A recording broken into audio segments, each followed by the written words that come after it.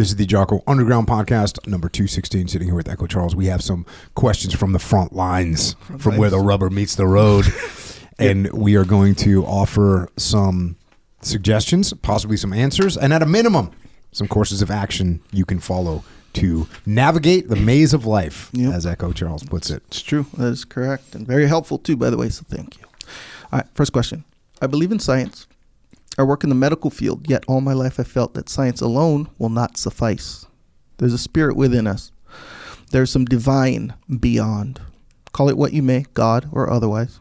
I live in a war-torn part of the world. Events of the last few years made me resent, even hate, whatever God there may be. Not because what happens to me, but because what happens to others and to others' children on both sides of the conflict. My faith in the basic good nature of this life and world is completely shattered. What God can allow such things? If this is the price of paradise, then paradise is lost to begin with. Never saw myself as a man of faith until I had it all shattered. My spirit is now broken. I'm open to ideas. Thank you for your service.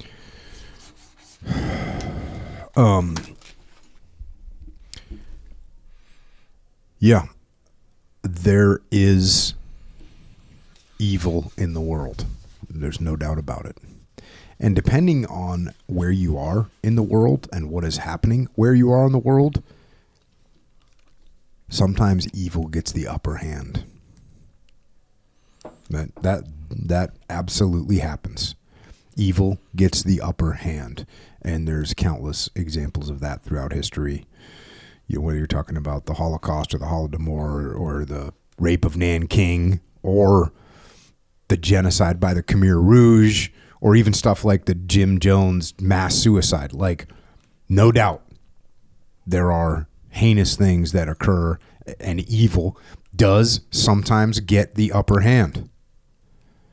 And I think the reason that these things occur is because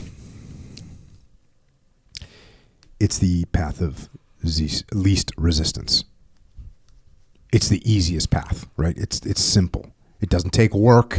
All you have to do is be able to just set aside your humanity, and these things can just evil can flourish.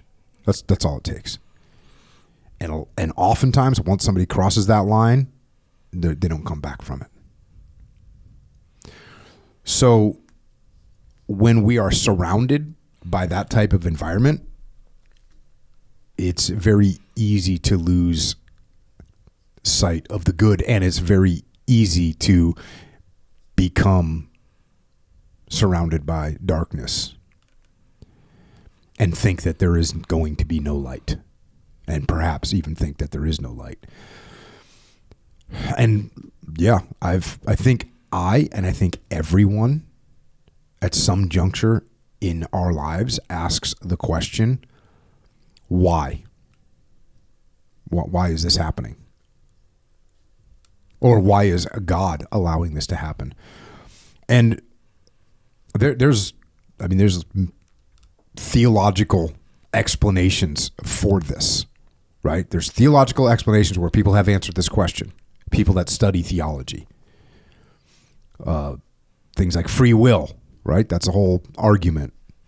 Or the idea that spiritual growth can only occur when people are facing suffering and injustice in the world. Or the idea that, the world is fallen, which is a result of the original sin and spiritual rebellion, and the horrific symptoms that we see are not active, choices by God, but the horrific things that we see are the results of our misdeeds. We own those misdeeds.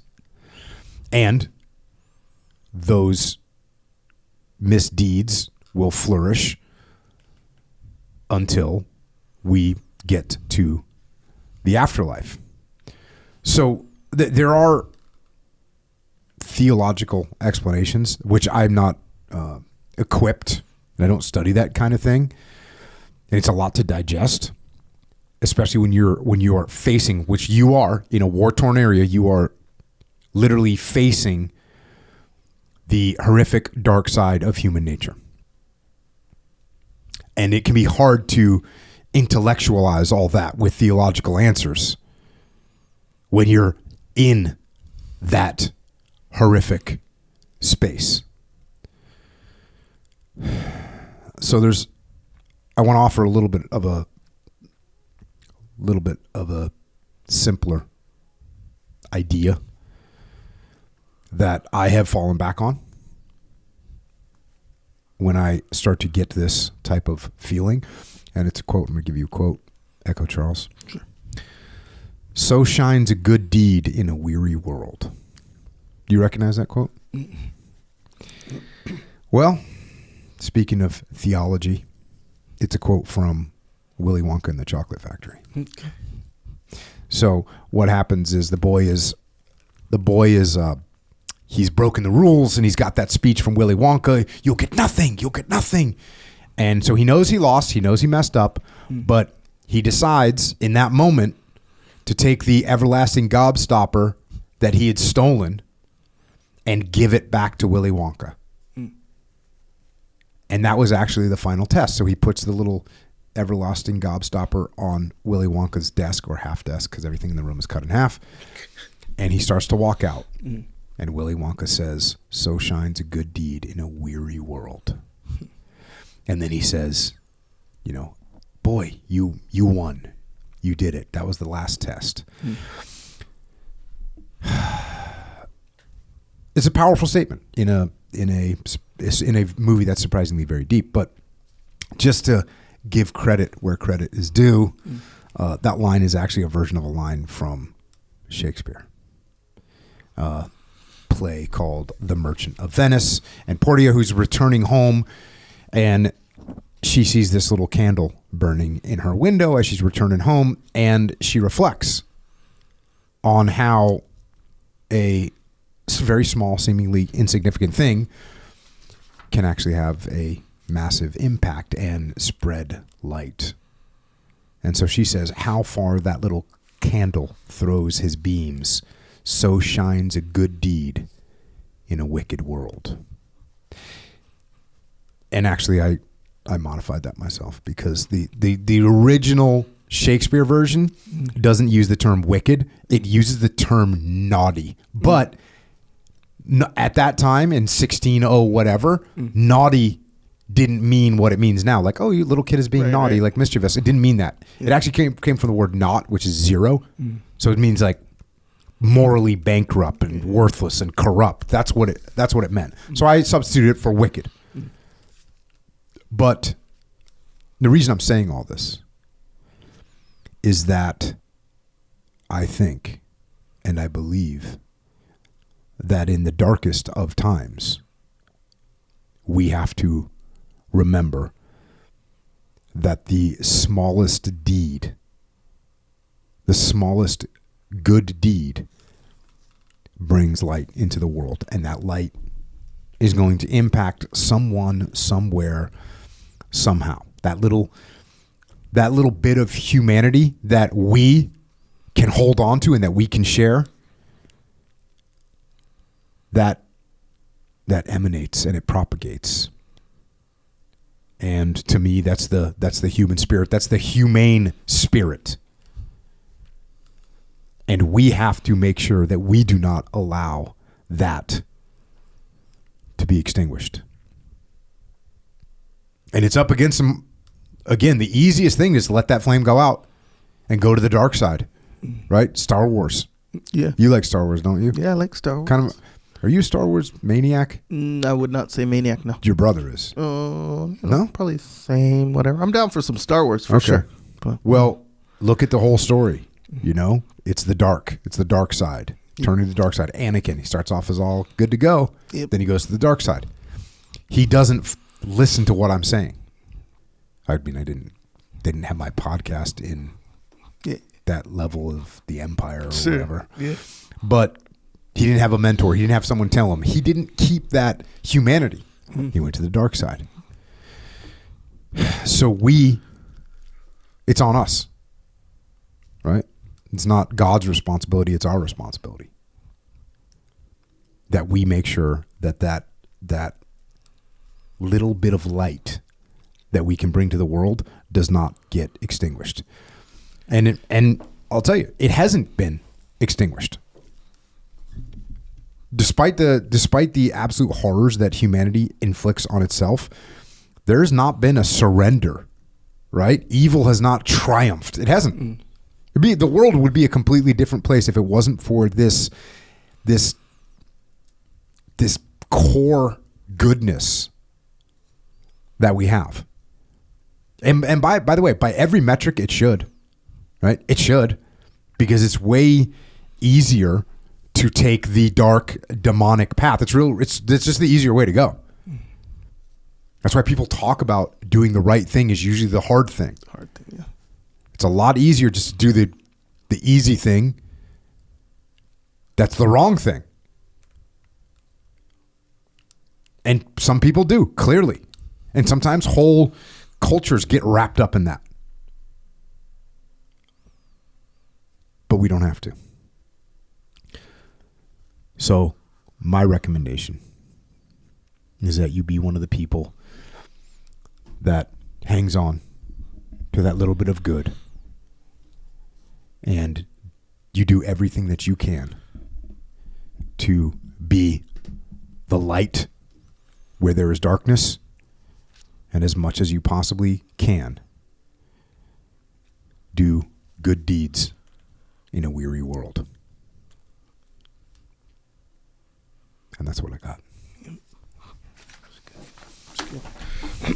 Next question. Willy Wonka. Yeah, Willy Wonka. The OG one. Yeah. I haven't even watched the new one.